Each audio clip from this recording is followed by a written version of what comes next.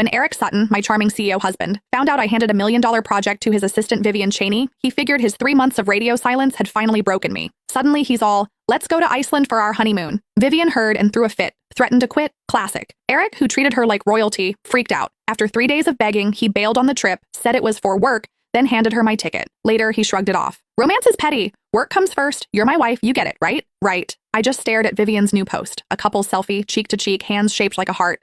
I didn't say a word, just nodded. Eric thought I was finally playing the role. Calm, supportive, mature. Promised an even better honeymoon when he got back. Too bad I'd already quit. Too bad he'd already signed the divorce papers. We were done. On day 2 of Eric and Vivian's little honeymoon, I wrapped up my handovers and hit HR to make my resignation official. Not even 10 minutes later, ding, approved. By Eric, of course. Guess Mr. Sutton couldn't wait to drop her. At least she knew when to back off. Yeah, sticking around would have just made it messy. Wonder what she's gonna do now. Why do we care? We're out here scraping by on scraps. She's his wife. She could quit and nap for a year, still be loaded. As I packed my stuff, they stared, barely hiding the smug looks. Nothing new. Everyone knew Vivian and I weren't exactly besties. And Eric, my loving husband, always took her side, sometimes straight up embarrassed me in front of everyone just to keep her happy. So yeah, the office turned on me fast, all desperate to suck up to her. I let out a dry laugh. Sorry to disappoint, I'm not quitting out of heartbreak. I'm leveling up, just got hired at double the pay, killer benefits, didn't even glance at their bitter faces, grabbed my stuff and walked out. Then, of course, Eric called the second I hit the sidewalk. I'd been rehearsing how to break the news, but the second I picked up, he goes, I sent you a file, finish it and send it back within an hour. So yeah, he still had no clue I'd quit. I almost laughed, opened the file. It was that same project I'd handed over to Vivian. Classic. She got the credit. I did the work. And when it crashed and burned, I took the hit. At first I said no, but Eric kept pushing.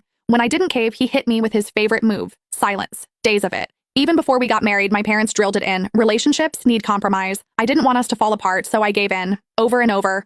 Thought maybe someday he'd get it. See everything I'd done for him. But this time, just to boost Vivian, he picked a fight and iced me out for 3 whole months. Even when I was in the hospital with a 104 fever, he wouldn't glance my way. All he cared about was ripping that $1 million project I spent a month landing right out of my hands. That's when I finally checked out for real. I'm not at the office, I said, cool as ever. Not at the office? Eric's voice dropped 10 degrees.